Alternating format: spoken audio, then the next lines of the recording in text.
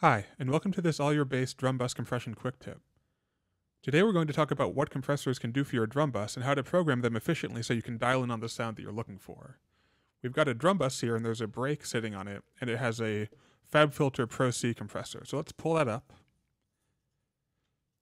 And you'll see that my default setting is not like the default setting that it comes with. The default setting that it comes with has a threshold set and a ratio set about in the middle, and it has a soft knee compressor.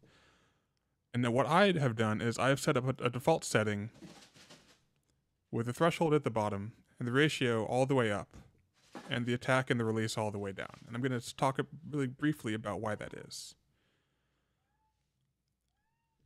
I've found that when you're starting out with compression, it can be difficult to figure out how to dial in that sound, how to get it to do what you want it to do. And it seems like every time you turn one of these knobs, you have to turn another one because they all seem to interact with each other. And what I figured out is a way that you can order the knobs that you turn. And if you do them in this order, you tend to not have to go back to the ones that you found that you turned before. And it's pretty easy to dial straight into that sound that you're looking for. So let's give a listen to this break here.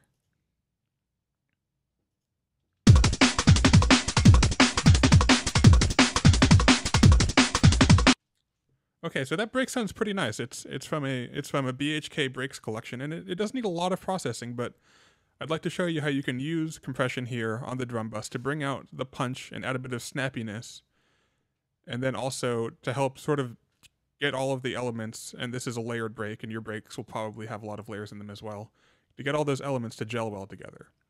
And the order that I program my compressor in is always to start with the attack and then dial that in until it has the punchiness that I want. So let's do that first.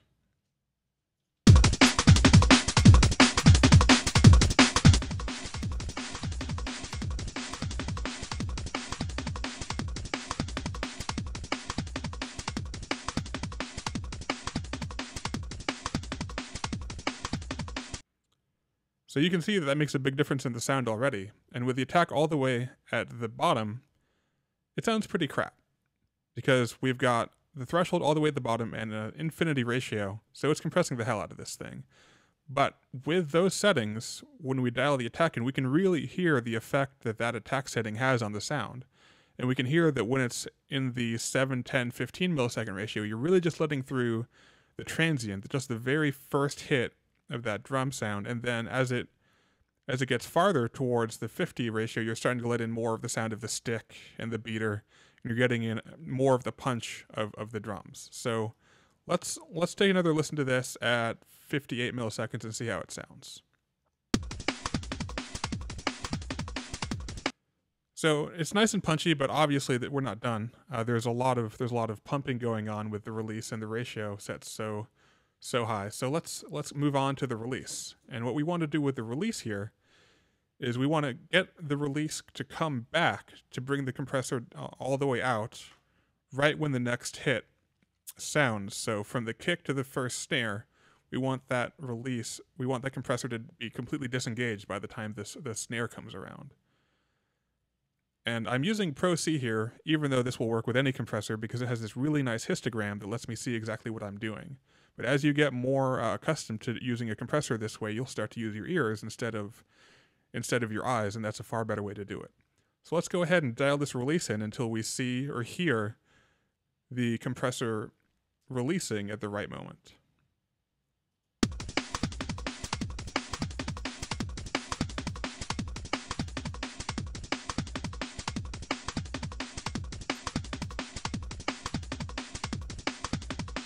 Okay, that sounds pretty good.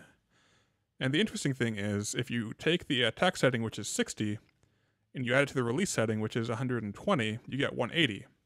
And I happen to know that at 173 BPM, a quarter note is roughly 173 milliseconds. It's not always that way, it just happened to work out.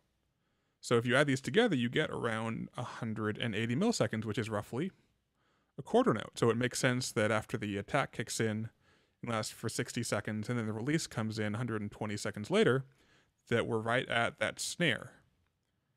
Now, I wouldn't suggest using a calculator to program your compressor, but you can see that just using our ears, we found a setting that makes a lot of sense. So the next thing we're going to move on to is setting the ratio.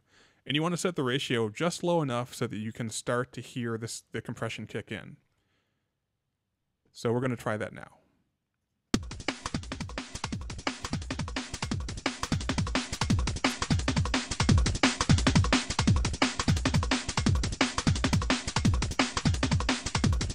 Okay, I think that sounds pretty good. And the last step with these main 4 knobs is to set the threshold so that at the lowest, the compressor is completely disengaged. So we want to find an area where we can have some of the sound be completely uncompressed. Because if the entire waveform is compressed, that can sound very, very artificial and plasticky. So let's try that.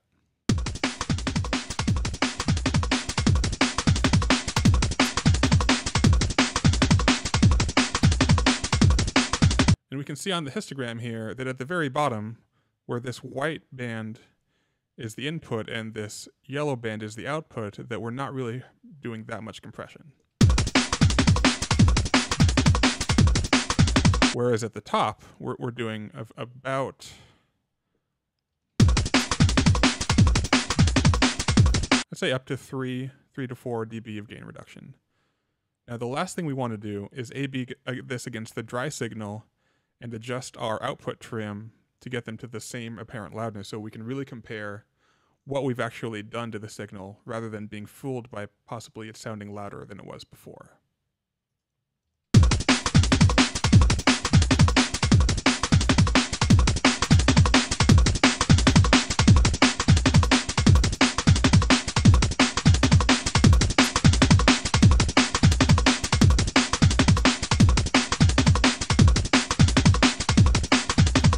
Okay, so now we've got the compressed signal and the dry signal at the same apparent loudness.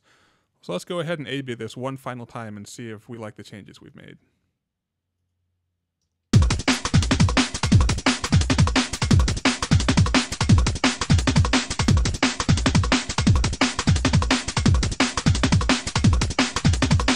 So I think that added a little bit of punch and helped glue the drum bus together a bit. We can exaggerate the effect a little bit to see what's going on a bit more clearly. So let's bring the threshold down a bit so that we can get a bit more action out of that compressor.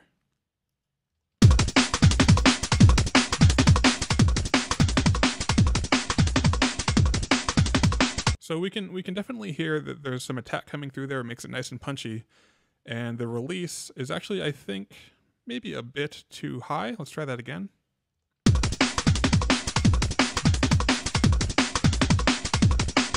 There, now the release is disengaging the compressor right as that first snare comes in, and that's what I'm looking for. So let's bring the threshold back up to where it was before, and we'll A/B this one more time.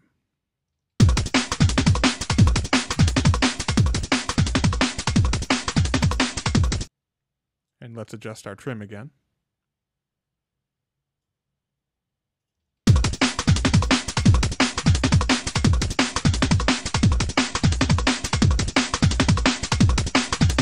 Okay, one last A/B, and then we'll be done for this quick tip.